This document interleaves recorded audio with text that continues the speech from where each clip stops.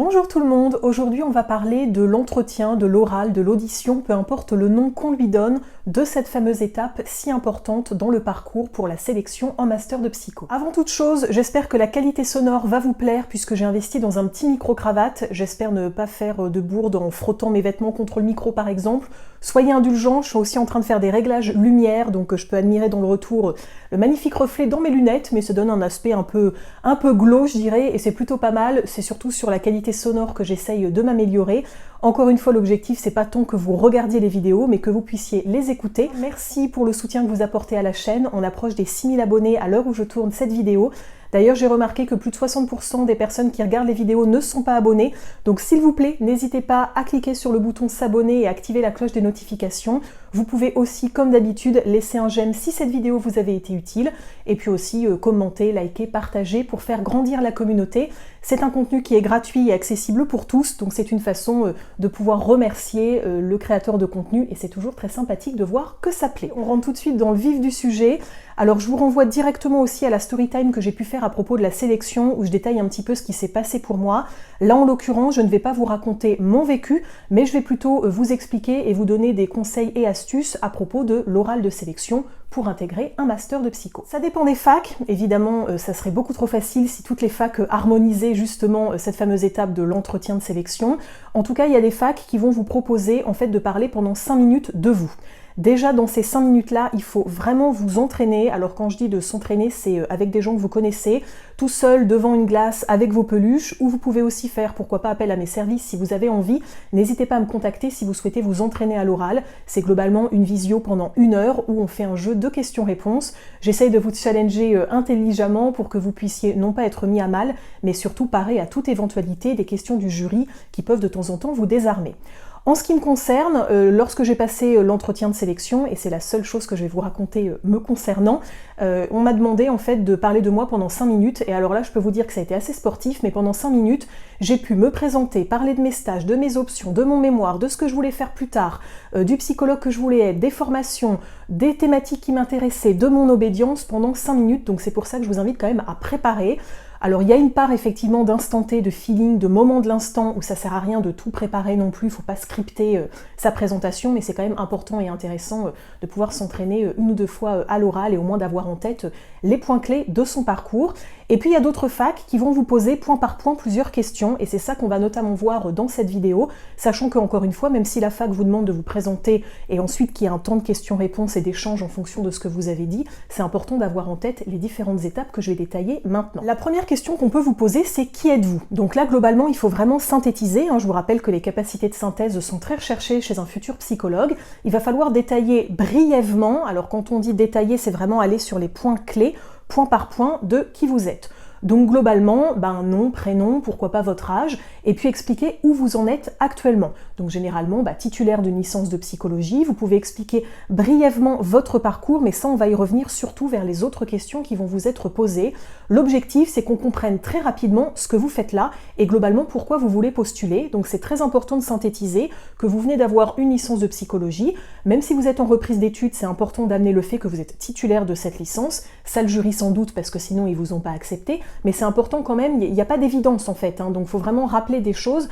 Ils ont évidemment lu votre CV, votre lettre de motivation, mais ils n'ont peut-être pas toutes les infos en tête, car je vous rappelle qu'ils voient beaucoup de candidats.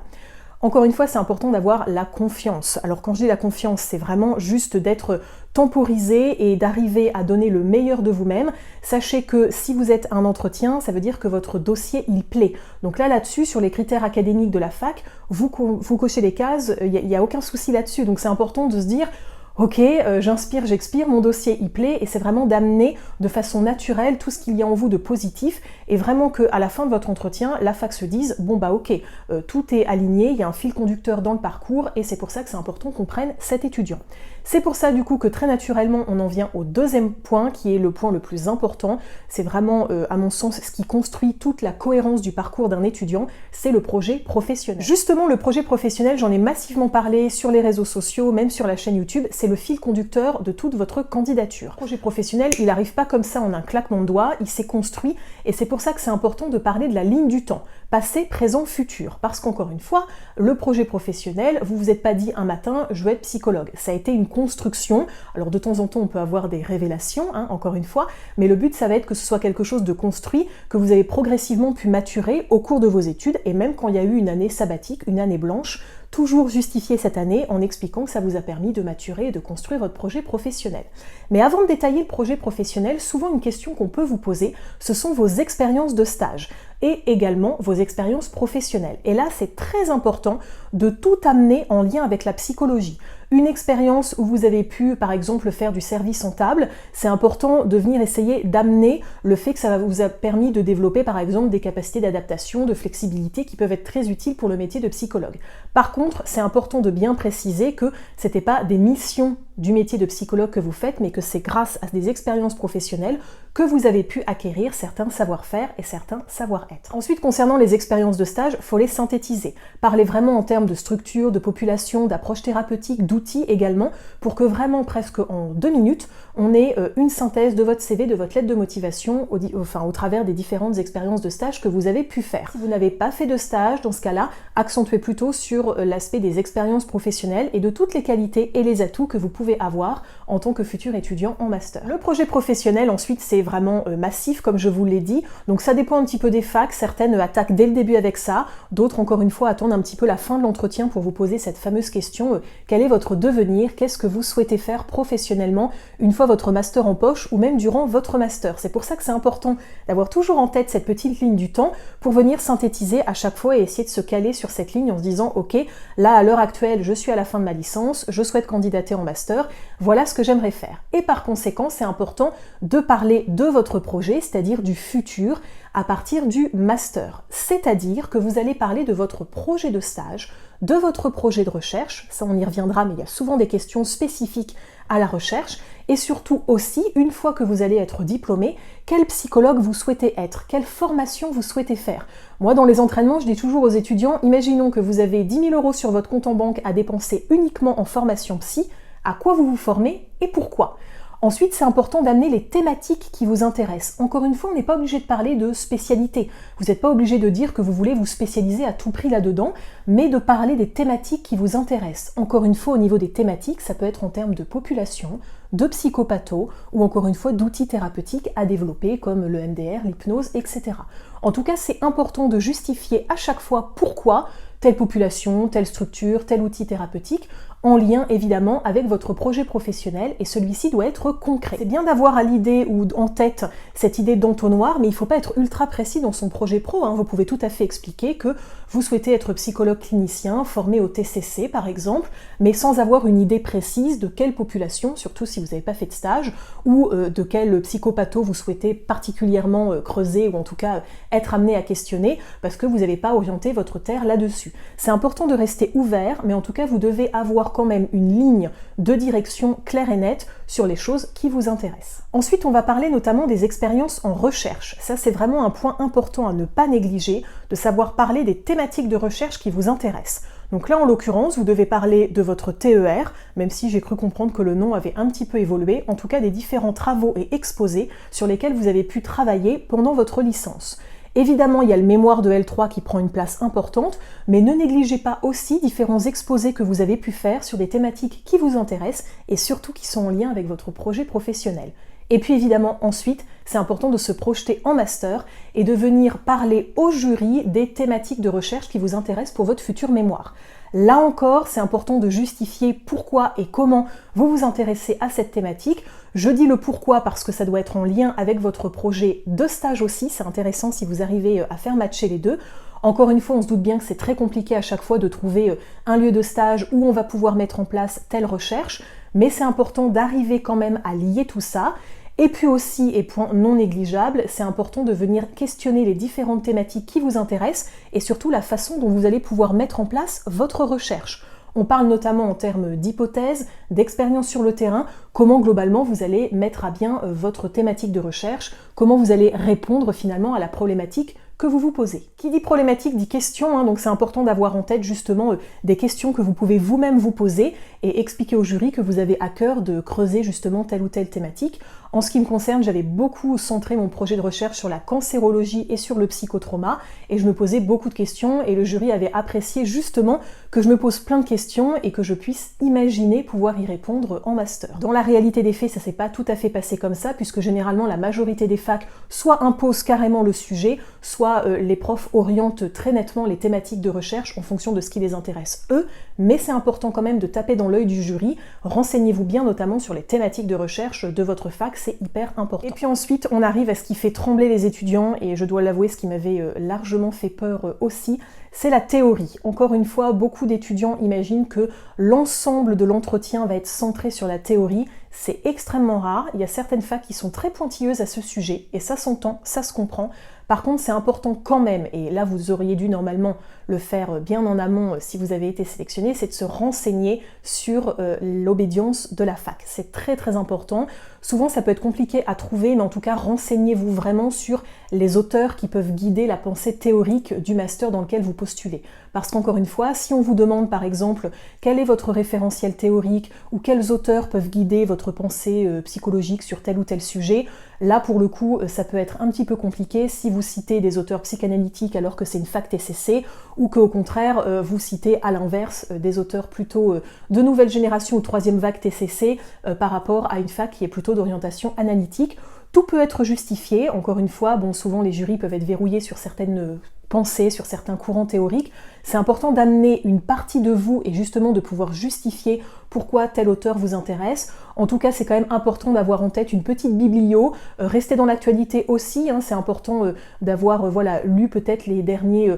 pas faits divers, mais encore une fois, il y a une actualité qui est très riche actuellement au moment où je tourne cette vidéo par rapport au remboursement des consultations chez le psy.